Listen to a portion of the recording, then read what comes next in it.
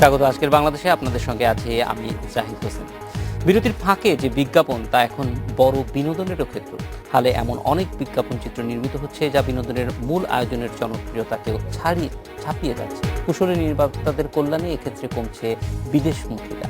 এক্ষেত্রে নিজস্বতা, প্রাতিষ্ঠানিক রূপ পাওয়ার বিনোদনের এই ভিন্ন জগতের দায়বদ্ধতার বিষয়টিও আজকাল সামনে আসছে।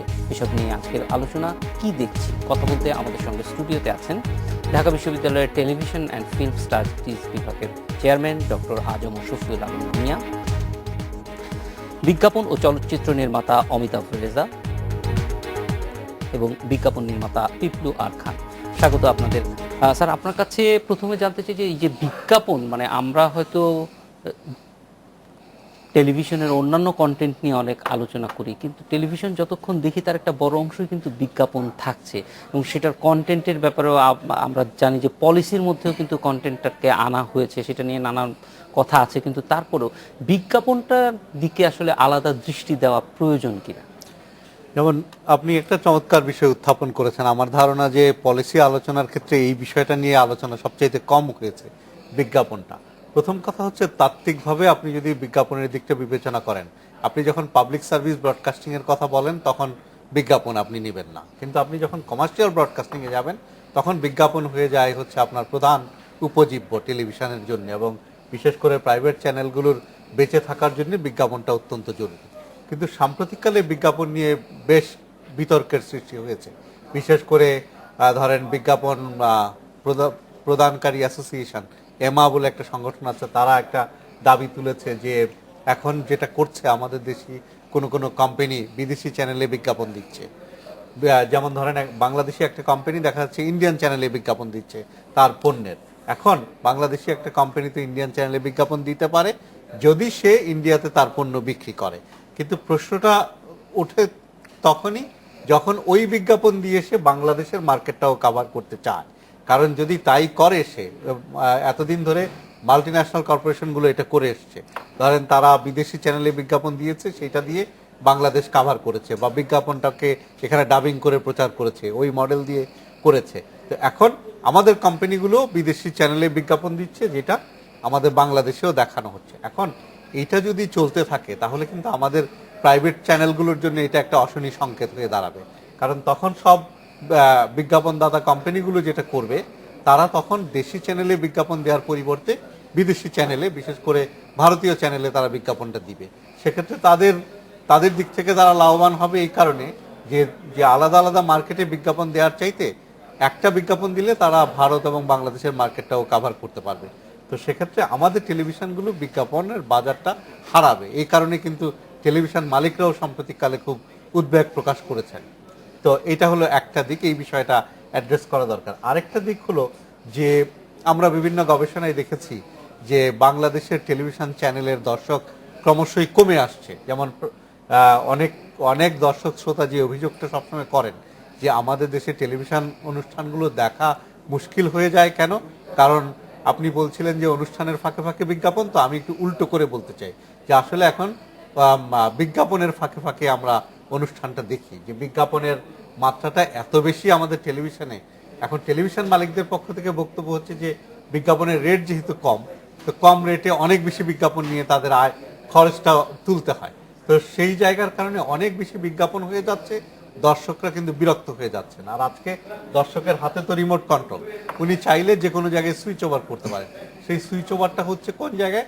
বিশেষ করে আমাদের পার্শ্ববর্তী দেশের চ্যানেলগুলোতে, যেখানে বিজ্ঞাপন কম, তো সেই জায়গাটায় হচ্ছে। সেই কারণে কিন্তু টেলিভিশনগুলো, ইভেন আমরা যারা গণমাধ্যম নিয়ে কাজ করি, তারাও এই জায়গাটায় চিন্তিত আছে। এবং আপনি জানেন যে সম্প্রচার নীতিমালা যখন আমরা করি, সেই নীতিমালায় কিন্তু আমরা কতগুলো প্রস্তাব করেছিলাম।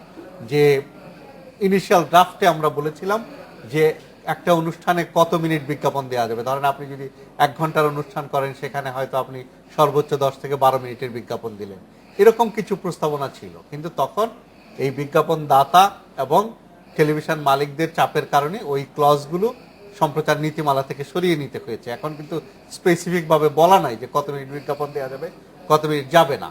তো এই বিষয়টা এখন আবার আমাদের বিজ্ঞাপনদাতা সংস্থাগুলোই কিন্তু সরকারের কাছে দাবি করছে। আমি তাদের সাথে 2-1টা টক শোতে বসেছি সাম্প্রতিককালে, তারা দাবি করছে যে সরকারের একটা নীতিমালা থাকা দরকার যে কতক্ষণ বিজ্ঞাপন দিবে, ইভেন বিজ্ঞাপনের রেট কি হবে। তো সেই বিষয়গুলো নিয়ে আলোচনা হচ্ছে, যে সরকারের কাছে দাবি করছে। আমি যেটা মনে করি যে এই বিজ্ঞাপনের জায়গাটা অ্যাড্রেস করার জন্য যে টেলিভিশন মালিকদের একটা বড় ভূমিকা থাকা উচিত। যে আজকে যে বিজ্ঞাপনের রেট কমে গেল, অনেক অনেক কমে এসছে, যার ফলে বিজ্ঞাপনের পরিমাণ বেড়ে গেছে, সেই জায়গাটায় তারা চাইলে কিন্তু আলাপ আলোচনা করে ঠিক করে নিতে পারেন যে স্যার, আমরা। আপনার কাছে আমি পরে আবার ফিরে আসবো যে বিজ্ঞাপন এবং কন্টেন্ট নিয়ে যে কিছু বিষয় আছে, এবং বিশেষ করে ধরেন আমরা যে নীতিমালার কথা বলছি, সেই নীতিমালা তো বাংলাদেশের যদি জরিপগুলি দেখি তাহলে অন্তত 80%-এরও বেশি দর্শক আসলে বাংলাদেশের বাইরের কন্টেন্টই দেখছে, সেটার উপরে আমাদের কোনো নিয়ন্ত্রণ নাই। ফলে এটা কিভাবে, এবং বাড়তি যে চাপ নিয়ন্ত্রণ প্রয়োগের ফলে ওই যে প্রতিযোগিতা, সেখানে কিন্তু আমরা আমাদের টেলিভিশন চ্যানেলগুলিকে এক ধরনের চাপই দিচ্ছি। সেটা নিয়ে আপনার কাছে ফিরবো, কিন্তু তার আগে একটু অমিতাভ রেজার কাছে যেতে চাই। একটু বিজ্ঞাপন নির্মাণ, আমরা বিজ্ঞাপনের পুরো চিত্রটা একটু খুব সংক্ষেপে আপনার কাছ থেকে জানতে চাই, যে এখন বাংলাদেশের পরিস্থিতিটা কেমন। এটা আমরা ঠিক স্পষ্ট না যে এই বিজ্ঞাপন মার্কেটটা এখন দেখেন, ইন্ডাস্ট্রিটার সিচুয়েশন। দেখেন, বিজ্ঞাপন যদি বলেন যে সত্যিকার একটা বড় ইন্ডাস্ট্রি, এবং এটা একটা ব্যবসা, এটা একটা গার্মেন্ট ইন্ডাস্ট্রি যেরকম করে ইন্ডাস্ট্রি, অন্যান্য যেরকম করে ইন্ডাস্ট্রি, বিজ্ঞাপন একটা ইন্ডাস্ট্রি, এবং এটা বড় একটা জায়গা। সেইখানে আমরা কিন্তু শুধুমাত্র কয়েকজন চলচ্চিত্রকার বা ফিল্ম মেকার বিজ্ঞাপনের সবচাইতে প্রান্তিক, মানে একটা অংশের মধ্যে আমরা শুধু বিচরণ করি। সেখানে একটা বিজ্ঞাপনের পুরা নীতিমালা বা বিজ্ঞাপন কীরকম পুরা চেহারাটা যদি আমাকে বলেন, সেটা কিন্তু আমার পক্ষে দেওয়া সম্ভব না, বিকজ এটা আমার বিষয়ও না। এবং মানে আমি এই পুরা বিজ্ঞাপন ইন্ডাস্ট্রির মধ্যে একটা অংশ মাত্র, সেটা নিয়ে আমি কথা বলতে পারি। আমরা যারা বিজ্ঞাপন নির্মাণ করি তাদের ক্ষেত্রে আমাদের প্রসেসটা খুব সোজা। আমরা ফিল্ম মেকিং ক্রাফটটা শুধু আমরা জানি, যে আমরা একটা যে কোনো একটা চিত্রনাট্যকে চলচ্চিত্রায়িত রূপ দিতে পারি, একটা চিত্রিত রূপ দিতে পারি, এটুকু শুধু আমরা পারি। এটুকু পারি বলে কি হয়, আমাদের কাছে একটা চিত্রনাট্য আসে, সেটা বিজ্ঞাপন সংস্থার কাছ থেকে আসে, এবং সেই চিত্রনাট্যটাকে আমরা কি চলচ্চিত্র রূপ দিব, কি ধরনের রূপ দিব, সেটার প্রতিটা ফ্রেম, প্রতিটা দৃশ্য আমরা কিন্তু পূর্ব পরিকল্পিত থাকে। এমনকি ওখানে অভিনেত্রীরা কি পোশাক পরবে, কিভাবে চুল আঁচড়াবে, কি চশমা পরবে, সব কিছু কিন্তু পূর্ব পরিকল্পিত। এবং সেই পরিকল্পনাটা একটা প্ল্যান বা সেই পরিকল্পনার একটা নমুনা আমরা কিন্তু বিজ্ঞাপন সংস্থা এবং যারা কোম্পানি, যে এন্টারপ্রেনার, যাদের জন্য আমরা যে প্রোডাক্টের যারা মালিক, তাদের সাথে বসে আমরা এটাকে একটা ব্যাখ্যা দেই যে এইভাবে আমরা ছবিটা করতে চাই। তারা যখন এটাকে পুরাটাকে অনুমতি দেয় যে হ্যাঁ এটা ঠিক আছে, তখন এই প্রসেসে আমরা পরে বিজ্ঞাপনটা নির্মাণ করে তাদেরকে আমরা জিনিসটা দিয়ে দিই। এইটাই কিন্তু আমাদের কাজ। সুতরাং আমাদের বিচরণ হচ্ছে ওইটুক জায়গাতে, এবং কতটা সুন্দর করে আমরা বানাতে পারবো। এখন ওটার মধ্যে যদি কোনো নীতিমালা থাকে, আমাদেরকে যদি বলে দেওয়া হয় যে এখানে এই জিনিসটা দেখানো যাবে না, এটা একটা বাচ্চা ছেলে খালি পায়ে দৌড়াচ্ছে সেটা দেখানো যাবে না, এরকম নীতিমালা যদি থাকে কথার কথা, তাহলে অবশ্যই আমরা ওটা মেনে চলবো। এটাতে আমার মানার কোনো কারণই নেই। সুতরাং আমাদের ক্ষেত্রে বিজ্ঞাপন যে আমরা যদি সাধারণভাবে মানুষ হিসেবে বলেন, অবশ্যই এটা নীতিমালা থাকা উচিত। আরেকটা জিনিস থাকা দরকার, সেটা হচ্ছে দর্শক যারা দেখবে তাদের তো একটা অধিকার আছে, তাদের তো রাইট আছে, তাদের তো সেই দর্শকের অধিকারটা আমরা কেউ দেখতে চাই না, বা এটার কোনো বডি নাই। এই দর্শকের অধিকার কারা ধরে রাখবে, কারা কথা বলবে দর্শকের অধিকার নেই? এটার কোনো বডি নাই, এটা কেউ ঠিক করে না। এটা একজন প্রোডাক্ট যারা বিজ্ঞাপন সংস্থা, এবং আমরা ছবিটা বানিয়ে দিই, এবং টেলিভিশন ওদের ব্যবসা বাণিজ্য, ওদের বাণিজ্যের যেভাবে নিয়ম আছে সেভাবে এটা চালায় দেওয়া হয়। এর মধ্যে দর্শক যে তার অধিকার হারায়, একটা দর্শক একটা ঠিক জিনিস দেখার অধিকার আছে, একটা দর্শক কোনো বাজে জিনিস দেখার মানে একটা একটা গণমাধ্যমে একটা খুব মানে বাজে একটা নেগেটিভ, একটা খুবই খারাপ জিনিস দেখার যেমন দেখার সুযোগ করে দেওয়াটাও, এটার কারণে একটা জাতি গঠনে যদি ক্ষতি হয়, সেইটা থেকে যেমন বঞ্চিত হয়, যেমন সেরকম জায়গা থেকে কোনো একটা বডি আমাদের কোনো জায়গায় নাই যে বডিটা আসলে এটাকে নিয়ন্ত্রণ করার মতো ইয়ে করে। সেটা আমার কাছে মনে হয়, এটা সাধারণ দর্শক হিসেবে বলতে পারি। কিন্তু নির্মাতা হিসেবে আমার কাজ হবে, আমাকে যেভাবে বলা হবে বিজ্ঞাপন নির্মাণের ক্ষেত্রে, এটার সাথে শিল্প, এটার সাথে বিনোদন, এটার সাথে আর কোনো কিছুর কোনো সম্পর্ক নাই, এটা ব্যবসা। এই ব্যবসাটা তো অবশ্যই, কিন্তু আপনি যেটি বলেছেন এটি গুরুত্বপূর্ণ, যে এটা যাতে মানুষের যে একটা মানে দর্শকের যে একটা অধিকার আছে, রাইটস আছে, সেইটার স্বীকৃতিটা কোনো একটা জায়গা থেকে কোনো জায়গায় নাই আমাদের। সেই জায়গাটা আমরাও মনে করি শূন্যতাটা পূরণ হওয়া দরকার। পিপলু, আপনার কাছে আসতে চাই যে যে ইদানিং অনেকগুলি প্রশ্ন নানান জায়গা থেকে উঠছে বিজ্ঞাপনের ক্ষেত্রে, সেটা হচ্ছে যে বিজ্ঞাপন প্রচারের ক্ষেত্রে আমরা দেখছি যে আমরা যারা দেশীয় যে বিজ্ঞাপন চিত্রগুলি আছে সেগুলির সঙ্গে অনেক বেশি বিদেশি বা বাইরে নির্মিত বিজ্ঞাপন অনেক বেশি দেখানো হচ্ছে। সেইটার কোনো সরাসরি প্রভাব কি আমাদের দেশের বিজ্ঞাপন শিল্পে আছে কিনা? আমার মনে হয় আমি যদি জিনিসটা অন্যভাবে বলি, আমার মনে হয় আমাদের আগের অমিতাভ স্যার যে ডিসকাশন করলেন, ডিসকাশনটা তো আমি একটু করে টাচ করতে চাই। It's very important. আমার কাছে মনে হয় ইজ ভেরি ইম্পর্টেন্ট এই সময় আমাদের একটা জিনিস খুব ক্লিয়ারলি জানা, এবং আমাদের বিজ্ঞাপনে যদি গত 10-15 বছরে আপনি যদি যাত্রাটা দেখেন, এটা কিন্তু খুবই একটা মানে অনেকগুলো অড সিচুয়েশনের মাঝখান দিয়ে আমরা এখানে এসে পৌঁছাইছি। সো আমার কাছে সবচেয়ে নিজেকে অলওয়েজ এটা বলতে ইচ্ছা করে এবং সবার জন্য দর্শককে বলতে চাই যে আমাদের বিজ্ঞাপনের আসলে আমাদের কোনো ভয়ের জায়গা নাই, যে বিজ্ঞাপন আমাদের ক্রাফট, আমাদের স্কিল, এইটা কোনো জায়গায় আমরা কারোর সঙ্গে কম্পিট করতে পারবো না। সেকেন্ডলি অমিতাভ যেটা বলছে, বিজ্ঞাপন একটা ব্যবসা। সো যারা ব্যবসা করে পুরো জিনিসটা কিন্তু একটা পণ্যের প্রসারের জন্য। সো আমরা একটা বাই অ্যান্ড লার্জ কমিউনিকেশনের ছোট্ট একটা সেক্টরে কাজ করি। সো কমিউনিকেশন কিন্তু আপনি কোনো জায়গায় আটকে রাখতে পারবেন না। এখন ইন্টারনেট, টিভি, ব্রডকাস্টিং এবং কন্টেন্ট, এটা আপনার ডোর স্টেপে চলে এসছে। সো আমরা যখন যে ফিয়ারটা করি বাইরের বিজ্ঞাপন আসবে, বাইরের কোনো কন্টেন্ট যখন আসবে, আমার মনে হয় আমাদের প্রথমত এভাবে চিন্তা করা উচিত যে আমরা আমাদের কন্টেন্ট, আমাদের বিজ্ঞাপন বা অন্য যে কোনো ম্যাটেরিয়াল এমনভাবে তৈরি করব আমরা যেখানে স্ট্যান্ডার্ড ওয়াইজ অন্যদের সঙ্গে কম্পিট করতে পারবো। এই জায়গাটা থেকে আমি সেকেন্ডলি বলতে চাই। কিন্তু একই সঙ্গে কম্পিট করার বাইরেও ধরেন আমি যদি এখন বিজ্ঞাপন দিতে চাই, আমি যদি ইন্ডাস্ট্রিয়ালিস্ট হই, তাহলে আমি চিন্তা করব যে আমার একটা তৈরি প্রোডাক্ট আছে, সেটা আমি যদি এটা ভুটানে চালাইতে পারি, বাংলাদেশেও চালাতে পারি, তো আমার জন্য তো এটা আসলে কস্ট ইফেক্টিভ। জি, সেইখানে কিন্তু একই সঙ্গে দেখা যাবে যে হয়তো ওইটা আমার কালচারাল যে বা আমার যে নীতিমালা আছে সেইটা সবটাই মেনে চলতে পারতেছে না। আমরা অনেক সময় দেখি যে বিজ্ঞাপনে যেই ধরনের উপস্থিতি হচ্ছে সেটা ঠিক আমাদের নীতিমালার সঙ্গে। মানে আমি ওখানে আসতে চাচ্ছি, যেমন ধরেন আমাদের পার্শ্ববর্তী দেশের ইকোনমিটা অনেক বড়, এত বড় একটা দেশ। এখন ভৌগোলিকভাবে আমরা যেহেতু ভারতের পাশে, সো আমাদের ডিসকাশনটাতে কিন্তু ভারতীয় বিজ্ঞাপনের ব্যাপারটাই চলে আসে। এখন আমাদের এখানে যে ধরনের মাল্টিন্যাশনালগুলো অপারেট করে, ওরা কিন্তু ধরেন 80-90টা দেশে অপারেট করে। ওর জন্য বাংলাদেশ বা ইন্ডিয়া বা ভুটান এটা আরেকটা টেরিটরি। ও কিন্তু ওর জায়গা থেকে অন প্রিন্সিপাল তার কমিউনিকেশন যে মডালিটিস, এটাকে কস্ট ইফেক্টিভ করতে চাবে। এখন আমার রেগুলেটরি এবং আমার বিজনেস প্রিন্সিপালে আমি কিভাবে এটাকে অ্যাকোমোডেট করব, সেটাতে বরঞ্চ আমাদের কাজ করা উচিত। মানে আমি স্পেসিফিক্যালি কালকে বলতে চাই না এটা যে এই বিজ্ঞাপনটা একটা বিদেশি বিজ্ঞাপন, আমরা এইভাবে নিব না। বাট এইটাকে কাউন্টার করার জন্য আমাদের যে লোকাল এবং ডোমেস্টিক পলিসিটা কি হবে, অন্যান্য দেশ কি করছে, আই এম শিওর আমেরিকার পাশে মেক্সিকোরও সেম সমস্যা হতে পারে, বা একটা বড় দেশের বড় ইকোনমির পাশে ছোট ইকোনমির এই যে সমস্যা, এবং ওপেন ইকোনমি, গ্লোবাল ইকোনমিতে আপনি যে একটা আনফেয়ার একটা কম্পিটিশনের মাঝখানে যে কোনো বিজনেসই করতে পারে। বাট বিজ্ঞাপনটা সেটা দেখা যায়, কারণ কি এটা একটা ভিজুয়াল রিপ্রেজেন্টেশন আমরা দেখি। আমরা হয়তো একটা শ্যাম্পুর বিজ্ঞাপন, যেটা একই বিজ্ঞাপন ডাব করে 130টা দেশে চালাচ্ছে, আমরা আমাদের দেশে যখন দেখি মনে করি কি আচ্ছা পার্শ্ববর্তী দেশেরটা দেওয়া হচ্ছে। এখন আমি আপনাকে বলি, আমরা যেহেতু আমরা রিসেন্টলি আমার একটু ইন্ডিয়াতে কাজ করার অভিজ্ঞতা, ইন্ডিয়াতেও কিন্তু বাই অ্যান্ড লার্জ তাদেরকে প্রচুর ফরেন অ্যাড তাদেরকে নিতে হয়, যেখানে ওদের মেইন কথাটা থাকে যে এটা ইন্ডিয়ান মার্কেট এখন এটা প্রিপেয়ার মানে স্কিল রেডি না গ্লোবাল লেভেলে ওরা কিছু পার্টিকুলার জিনিসের জন্য ফাংশন করার জন্য। তার মধ্যে প্রবলেমটা কিন্তু ইউনিক না, প্রবলেমটা আমার জন্য, আমার মতো করে বাংলাদেশের জন্য, যে কোনো দেশের জন্য এই ধরনের একটা ফরেন এলিমেন্টস, একটা আর্টিফিশিয়াল এলিমেন্টস কিন্তু কন্টিনিউয়াসলি আপনাকে মিট করতে হবে। So it's a continuous challenge. আমি বলছি এটাকে কাউন্টার করার জন্য যেখানে পক্ষ আছে, উইচ ইজ ক্লায়েন্ট, বিজ্ঞাপনদাতা, আমরা যারা বানাই, তাদেরকে কতগুলো রেগুলেটরি কনসিয়াসনেসের মাঝখান দিয়ে আগাতে হবে। সো আমি ওই আগের আলোচনাটা ছোট্ট একটা শেষ করে চাচ্ছি।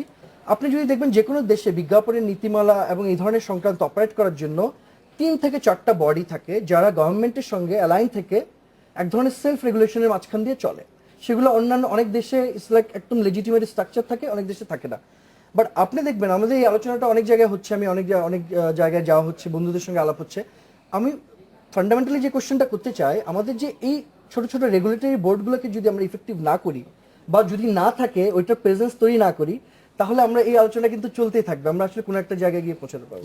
ধন্যবাদ। আমরা একটা বিরতিতে যাব, ফিরে এসে এই বিষয়টাই আরেকটু স্যার এগিয়ে নিয়ে যাব যে রেগুলেটরি মেকানিজম কি হওয়া দরকার, এবং সেটা অবশ্যই অন্যান্য দেশেও আছে। এটা পিপলু যথাযথই বলেছেন যে রেগুলেটরি মেকানিজম কিন্তু আমাদের এখানে একরকম, এমনকি ভারতেই একটু ভিন্ন, সেখানে কোনো বাধা নেই, কিন্তু আবার দেখা যায় যে ওইখানে যাওয়াটা অনেক কঠিন। এটি নিয়ে একটু আলোচনা করবো একটা বিরতির পর। আজকে বাংলাদেশে যাচ্ছে।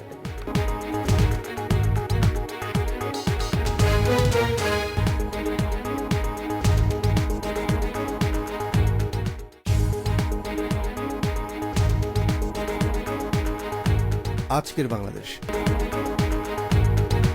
স্বাগত, আরেকবার দেখছেন আজকের বাংলাদেশ।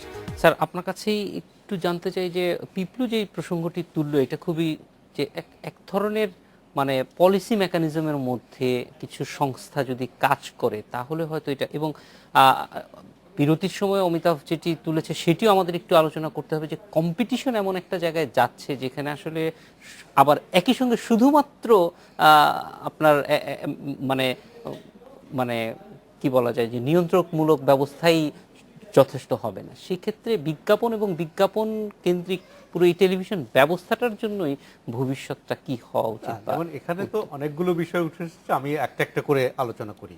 প্রথমে যে বিষয়টি উঠে এসেছিল যে বিদেশি চ্যানেল দেখার বিষয়টি, যে হিস্টোরিক্যালি আমাদের দেশের মানুষ কিন্তু কেবল টিভি দেখা শুরু করেছে বিদেশি চ্যানেল দিয়েই। তো কেবল অপারেটররা প্রথম এখানে অপারেট করতে শুরু করেছে কিছু গ্লোবাল চ্যানেল দিয়ে, তারপরে ইন্ডিয়ান চ্যানেল এসছে, তারপরে আমাদের প্রাইভেট চ্যানেলগুলো এসছে। সেই অভ্যাসটা কিন্তু আমাদের রয়ে গেছে। এটা হলো একটা। আরেকটা হচ্ছে যে এই নিয়ন্ত্রণের বিষয়টা বলা হচ্ছে যে পলিসি মেকানিজম। আপনি যদি সম্প্রচার নীতিমালাটা পড়েন 2014 সালে যেটা করেছি আমরা, সরকার যেটা করেছে, আমি একজন মেম্বার ছিলাম, এখন এটা আইনে রূপান্তরিত হচ্ছে, লয়ের ড্রাফটিং চলছে। সেখানে কিন্তু একটা সম্প্রচার কমিশনের কথা বলা হয়েছে, যে সম্প্রচার কমিশন একটা স্বাধীন বডি হবে। সেইখানে অমিতাভ রেজা যেটা বলছিলেন যে ভোক্তার স্বার্থ, যে দর্শকের অধিকার, যে দর্শক যে যদি ইরিটেটেড হয়, যদি কোনো ধরনের অফেন্ডেড হয়, তাহলে সে যে প্রতিকারটা পেতে পারবে সেটাও কিন্তু সম্প্রচার কমিশনের কাছে সে অভিযোগ করতে পারবে। এবং বিজ্ঞাপন সংক্রান্ত বিষয়গুলো সম্প্রচার কমিশন দেখবে এবং বিজ্ঞাপনের যে নীতিমালাগুলো সম্প্রচার নীতিমালায় আছে সেইটার আলোকে। কিন্তু এখন প্রশ্ন যেটা দাঁড়িয়েছে, যেটা চ্যানেল মালিকরা মনে করছেন যে সবচেয়ে বড় সংকটের জায়গা, যেটা দিয়ে আমি শুরু করেছিলাম, যে আজকে আমাদের দেশে নির্মিত বিজ্ঞাপন বা আমাদের দেশের কোম্পানিগুলো এখন বিদেশি চ্যানেলে বিজ্ঞাপন দিচ্ছে। এইটা যদি চলতে থাকে তাহলে আমাদের চ্যানেল বিজ্ঞাপন হারাবে। এক্ষেত্রে কিন্তু একটা উদাহরণ আছে, সেটা হলো যে পিপলু সাহেব মেক্সিকোর কথা বলেছিলেন, কিন্তু আমি স্পেসিফিক্যালি জানি যে এই বিষয়টা নিয়ে আমেরিকা এবং কানাডার মধ্যে বেশ কিছুদিন ধরে টেনশন ছিল, যে কেনেডিয়ান কোম্পানিগুলো এক সময় মনে করতে শুরু করলো যে আমাদের আর কেনেডিয়ান চ্যানেলে বিজ্ঞাপন দেওয়ার দরকার নেই, আমরা যদি আমেরিকান চ্যানেলে বিজ্ঞাপন দেই তাহলে কেনেডিয়ান মার্কেটটাও কাভার হয়, আবার আমেরিকান মার্কেটেও আমরা আমাদের পণ্য বিক্রয়ের সুবিধা হয়। কিন্তু সেই সময় কানাডাতেও কিন্তু, এটা কয়েক দশক আগে, যে কানাডাতেও কিন্তু দাবি উঠেছে যে এটা যদি চলতে থাকে তাহলে ক্যানেডিয়ান চ্যানেল তো মারা যাবে।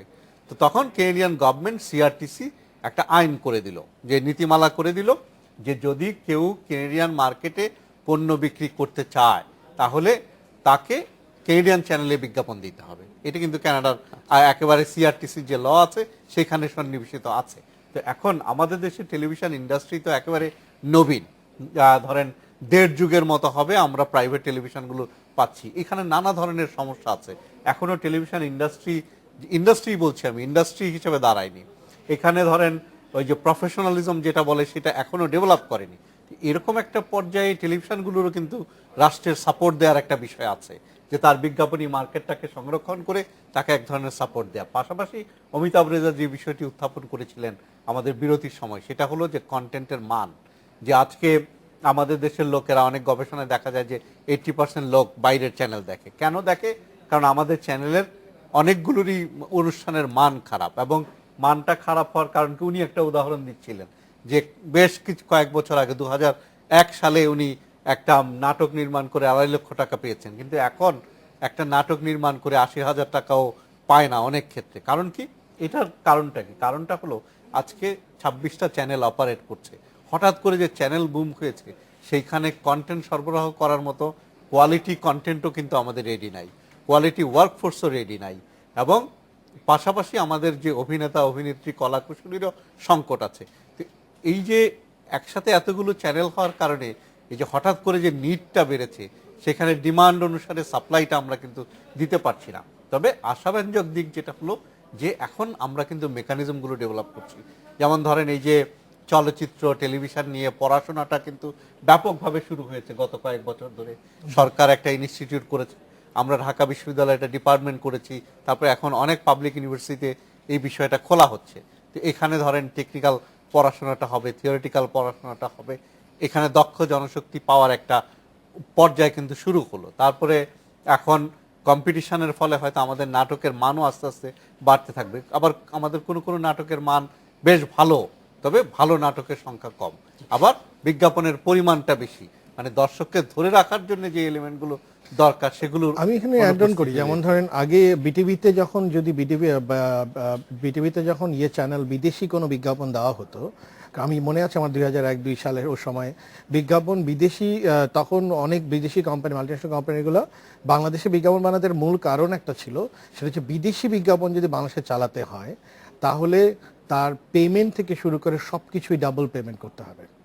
মানে বিদেশি বিজ্ঞাপন যদি বাংলাদেশে চালাতে হয় তাহলে 20 সেকেন্ডে যেই পরিমাণ টাকা বাংলাদেশি বিজ্ঞাপন, বাংলাদেশি প্রোডাকশনে যে পরিমাণ টাকা দিতে হবে, বিদেশি বিজ্ঞাপন হয় সেটা, তাহলে সেটা দ্বিগুণ টাকা দিতে হবে। বেসিক্যালি বিদেশি মডেল থাকলে তো 100 বার তাকে দ্বিগুণ দিতেই হবে, কারণ সেটা বাংলাদেশে বিদেশি মডেল চালাতে গেলে এটা ছিল নিয়ম।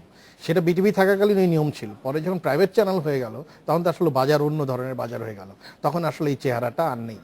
তো এটা একটা বড় সমস্যা যে এটা কিন্তু নীতিমালার মধ্যে ছিল এবং অবশ্যই দ্বিগুণ দিতে হতো। এখন এটা কিন্তু খুব দরকার, interesting। কারণ একটা প্রোটেকশন কিন্তু এটা সবসময় খুব interesting. BTV state owned television, ও কিন্তু তার রেগুলেটরি ফ্রেমের মাঝখানে এই প্র্যাকটিসগুলো করা শুরু করেছিল। আজকে যদি আমরা সবাই করতাম তাহলে কিন্তু ইম্প্যাক্টটা অন্যরকম হতে পারত। আমার প্রশ্নটা হচ্ছে, আমরা যখন একটা নীতিমালা কালকে করে, যেটা বেস্ট নীতিমালাও যদি কালকে ইম্পোজ করি, যখন এই ধরনের কমিশনের কথা শুনি তখনই কিন্তু মোটামুটি কাঁপা শুরু করি আমরা, কারণ বাংলাদেশের যত ইনস্টিটিউশন এবং কমিশন কোড আনকোড যা আশেপাশে আছে, কমিশন নাম মাত্রই কিন্তু ওর মধ্যে ভেজাল শুরু হয়ে যায়।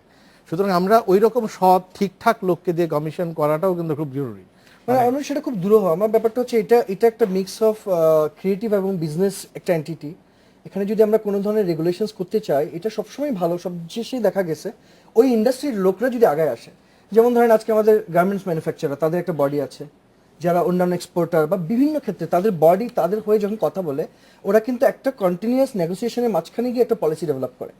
তো পলিসিটা এরকম হওয়া উচিত না আমরা যে কালকে সকালে একটা পলিসি আমরা ঠিক করে দিলাম, আমরা ইম্পোজ করে দিলাম। তাহলে কিন্তু এই ইন্ডাস্ট্রিতে যারা এতদিন করে জিনিসটা তৈরি করছে, এটা খুব সারপ্রাইজিং। বাংলাদেশে কিন্তু টিভি ইন্ডিয়ার আগে এসছে। আমরা যখন যেহেতু পাকিস্তান ছিলাম আগে, পাকিস্তানে কিন্তু টিভি ইন্ডিয়ার আগে এসছে, ইন্ডিয়াতে রেডিও আগে এসছে। তার মানে আমাদের এক্সপার্টিস কিন্তু অনেক পুরনো, বাট যে কোনো কারণে আমাদের পুরো এক্সপার্টিসটাকে আমরা কোনো একটা জায়গায় এনে পৌঁছাতে পারিনি যেখানে আমাদের এই ধরনের নানা ধরনের সংকট মোকাবিলা করতে হচ্ছে। আমার ব্যাপারটা হচ্ছে আমাদের লোকাল যে কোনো ইনিশিয়েটিভকে প্রোটেক্ট করতে হবে, সব কিছু করতে হবে। তার আগে আমাদের নিজেদের স্ট্রেংথটাকে পজিটিভলি নিতে হবে। এবং টিভি বলি, বিজ্ঞাপনী সংস্থা বলি, সবাই যার যার নিজের রেগুলেটরি ফ্রেমের মধ্যে কনসিয়াসলি যদি এথিক্যাল এবং অনেস্ট প্রিন্সিপাল তৈরি করা শুরু করে, তাহলে কিন্তু কালকে সরকারি হোক বা যে কোনো অ্যাসোসিয়েশন হোক, আমরা যখন বসবো আমরা কিন্তু হাফ কাজ করে এসেছি। কারণ আমার কথা হচ্ছে, যে বিজ্ঞাপন বানায় বা যারা বিজ্ঞাপন দিচ্ছে তার ইন্টেনশনটা কিন্তু ভালো, সে বিজনেস করতে চাচ্ছে। এবং এটা কিন্তু একটা ইকোসিস্টেম যেখানে ও বিজনেস করলে আমি কাজ করব, আমি কাজ করলে আরেকজন কাজ করবে, ডেভেলপমেন্ট হবে। আমি কাজ করি বলে ইউনিভার্সিটিতে সাবজেক্টটা পড়ানোর দরকার পড়ে। এই পুরো সিস্টেমে আমার মনে হয় আমাদের দুইটা জিনিস করা উচিত। আমাদের ইমিডিয়েট সংকট মোকাবিলার জন্য যা যা নীতিমালা, যেসব, যেটা আমাদের সবাইকে নিয়ে করা উচিত, এবং ব্যাক এন্ডে একটা বড় ভিশন তৈরি করা উচিত, যেটাতে একটা সময় গিয়ে আমরা এই বড় থ্রেটগুলো মোকাবিলা করতে পারবো। আমাদের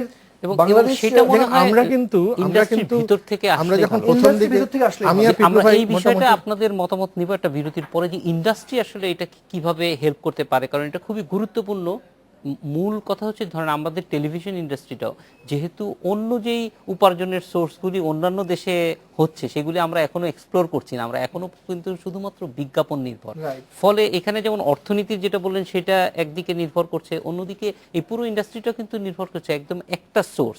ফলে এইখানে আমরা এটার প্রোটেকশন কিন্তু আমাদের নিজেদের জন্যই প্রয়োজন, আর অন্যথায় বড় ধরনের বিপদই আমরা ডেকে আনতে পারি। একটা বিরতিতে যাব, ফিরে এসে এই প্রোটেকশনের ক্ষেত্রে ইন্ডাস্ট্রির ভিতর থেকে কি ধরনের উদ্যোগ নেওয়া যেতে পারে সেটা নিয়ে একটু আলোচনা করতে। আজকে বাংলাদেশ নিচ্ছে আলোচনা।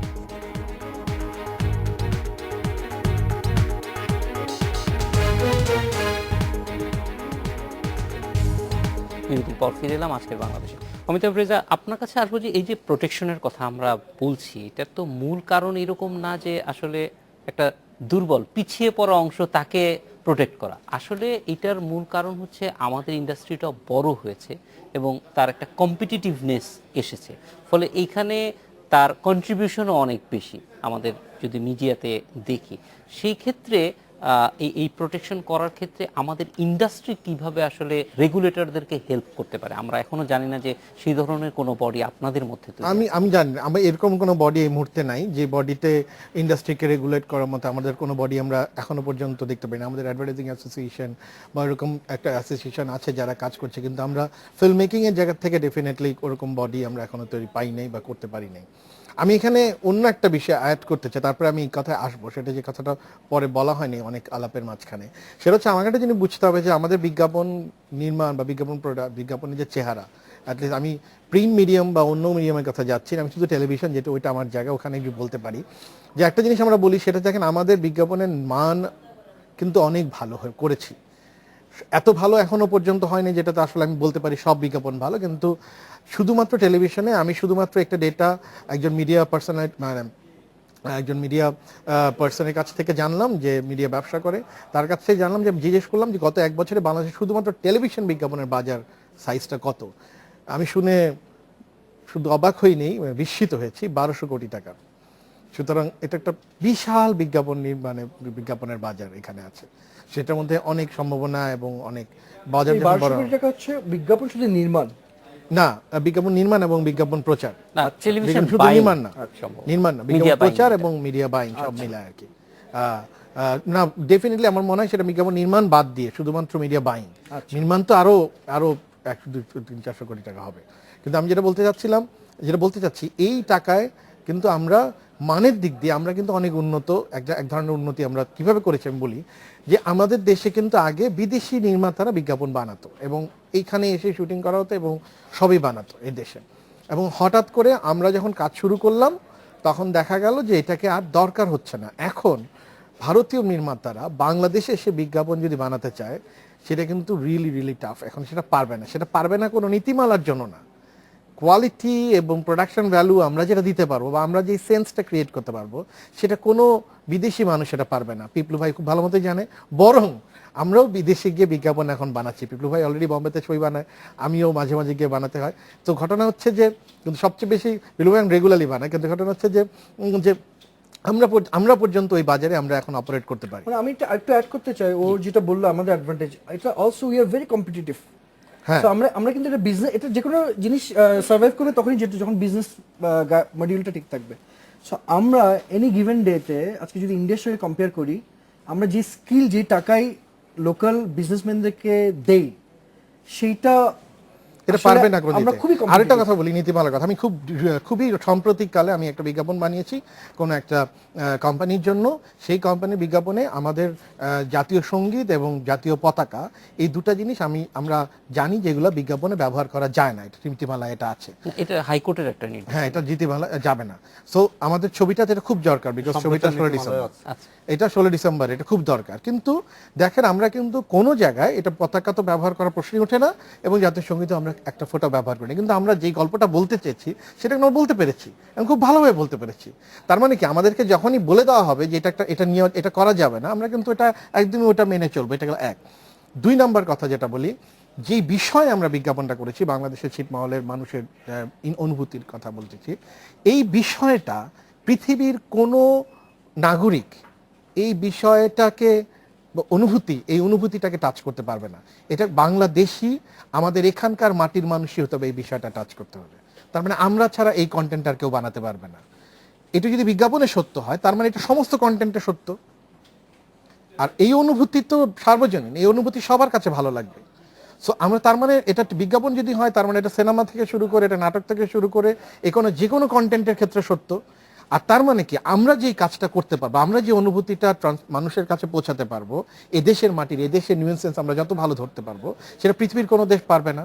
আর আমরা এখানে খুব ইন্টারেস্টিং কথা, when you think any script, any idea, your audience is ready to see the film. তার মানে আমি যখন এটা অনুভূত করতে পারবো, আমার দর্শক তৈরি থাকবে এই অনুভূতিটা নেওয়ার জন্য, দেখার জন্য, এবং তারা এই অনুভূতি দেখার জন্য অপেক্ষা করছে।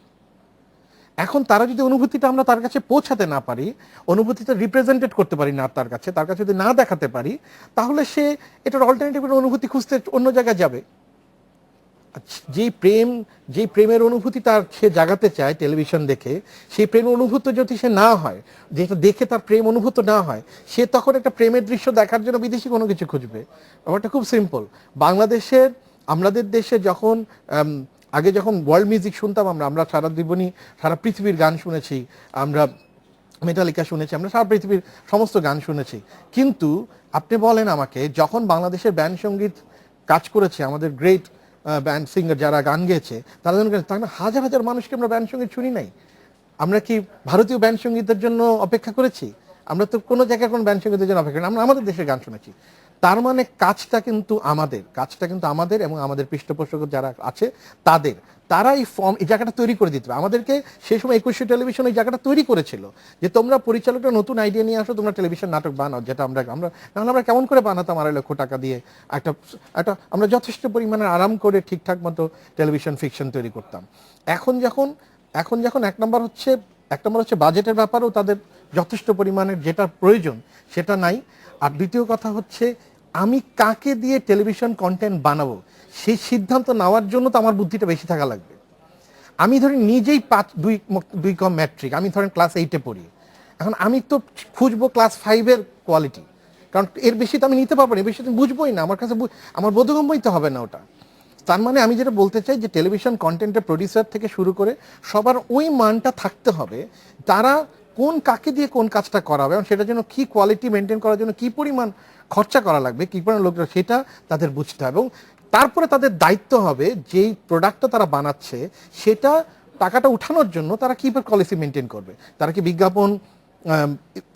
বিজ্ঞাপনের দাম বাড়িয়ে দিবে, নাকি তারা অন্য কোনো পদ্ধতি মেনটেন করবে যেই পদ্ধতিতে তারা তাদের প্রোডাক্ট কন্টেন্ট চালাতে পারে।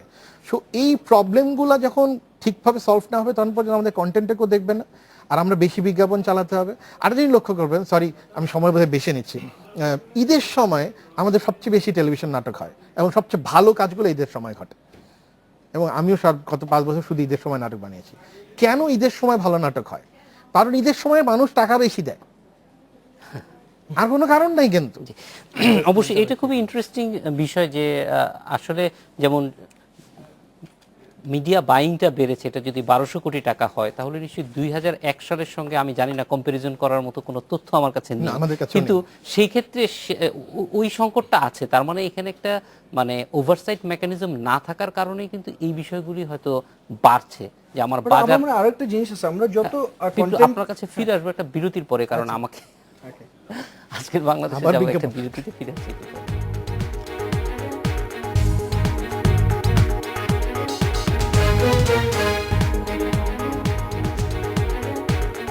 বিরতির পর ফিরে এলাম আজকের বাংলাদেশে। যে টিপু ভাই আপনার কাছে আবার ফিরে যাব, যেটি জানতে চাচ্ছিলাম যে এই যে নানান বিষয়ই আছে বিজ্ঞাপনের ক্ষেত্রে, কিন্তু একটা বড় বিষয় যে বিদেশি বিজ্ঞাপনগুলি কিভাবে আমাদেরকেও কিছুটা ক্ষতি করছে, বা কম্পিটিটিভনেসের ক্ষেত্রে আমি একটা বিজ্ঞাপন বানাতে যা খরচ লাগে তার চেয়ে অনেক কম খরচে বিদেশ থেকে বিজ্ঞাপন নিয়ে এসে চালায় দিতে পারি।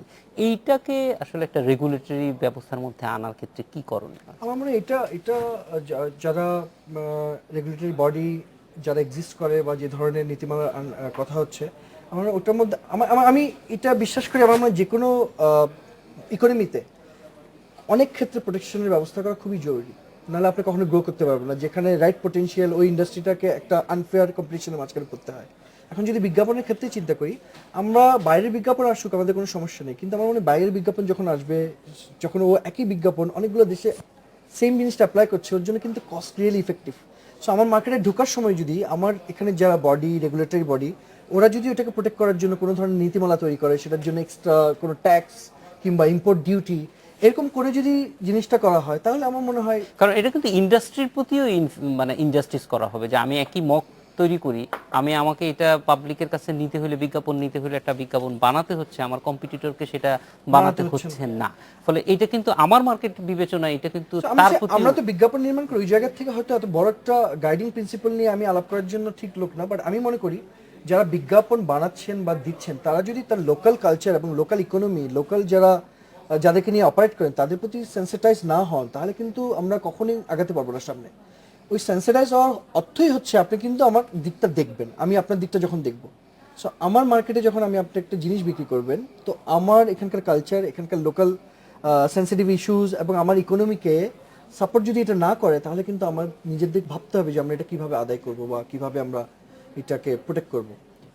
স্যার আপনার কাছে একটু চলে আসতে পারি যে সবকিছু মিলে একটু মানে একটা মানে সারমর্মই জানতে চাই যে এই ক্ষেত্রে আসলে কি করণীয় এখানে আছে? দুটো জিনিস, একটা তো উনি বললেন যে বিদেশি যে কোম্পানিগুলো আমাদের মার্কেটে বিজ্ঞাপন দিচ্ছে ডাবিং করে, একই বিজ্ঞাপন বাইরের বিজ্ঞাপন আমাদের এখানে চালাচ্ছে, সেখানে উনি তো স্পষ্টভাবেই সাজেস্ট করলেন যে সরকারের পক্ষ থেকে একটা ইম্পোর্ট ডিউটি ইম্পোজ করা যায়, যে তুমি যদি বিদেশি বিজ্ঞাপন এবং বিদেশি মডেল দিয়ে আমার এখানে চালাতে চাও তাহলে তোমাকে এই লেভিটা শোধ করতে হবে।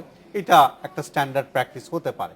আর আরেকটা জিনিস যেটা নিয়ে আমরা প্রথমেই কথা বলেছিলাম সেটা হলো আমাদের কোম্পানিগুলো তো বাইরে চলে যাচ্ছে, বিদেশি চ্যানেলে বিজ্ঞাপন দিচ্ছে, তাদের বেলায়ও কিন্তু একই রকম নীতি নির্দেশনা আসতে পারে। কিন্তু সেটা তো স্যার আবার একটা একটা আমি তার যে গ্রোথ সেটাকে আমরা আমি তার গ্রোথ করতেছি কিন্তু কিনা। হাম্পার করছি না।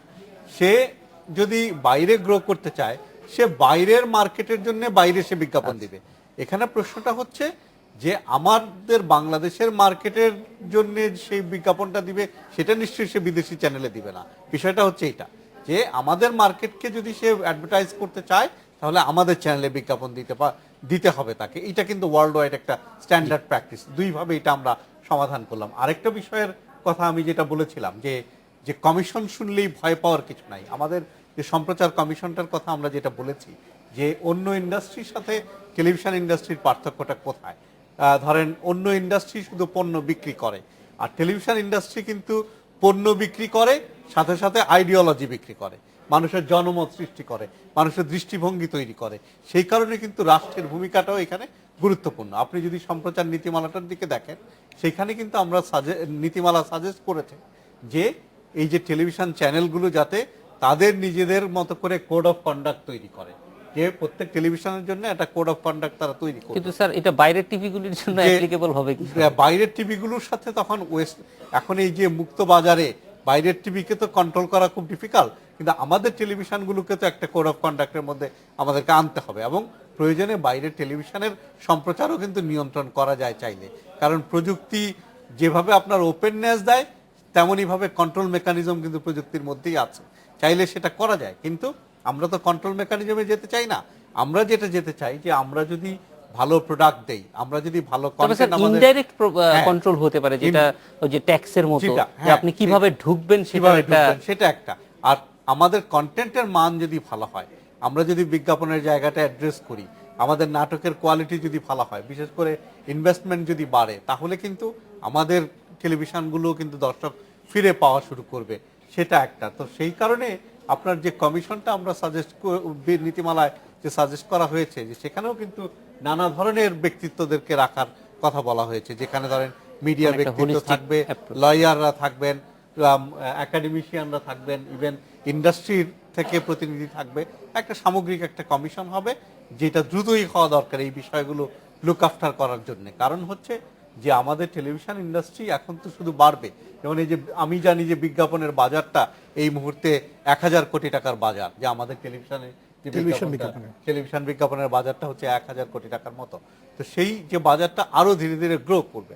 এখন এই বাজারটার মধ্যেও তো একটা সুষ্ঠু ব্যবস্থাপনা দরকার, এবং বিজ্ঞাপন তো টেলিভিশনের জন্য দরকার, আবার আমরা যারা বিজ্ঞাপন দেখি তাদের বিষয়টাও কিন্তু বিজ্ঞাপন যারা দেন তাদেরকে ভাবতে হবে। তো সামগ্রিক এই বিষয়টা দেখার জন্য আমাদের যে টেলিভিশন সেক্টরে একটা সমন্বিত ব্যবস্থাপনা দরকার, একটা ওভারসিং বডি দরকার, যেটা এই কমিশন করতে পারে। এবং অবশ্যই এই কমিশনের কাজ নিশ্চয়ই হবে না যে টেলিভিশনের ত্রুটি চেপে ধরা বা বিজ্ঞাপন নির্মাতাদের ত্রুটি চেপে ধরা।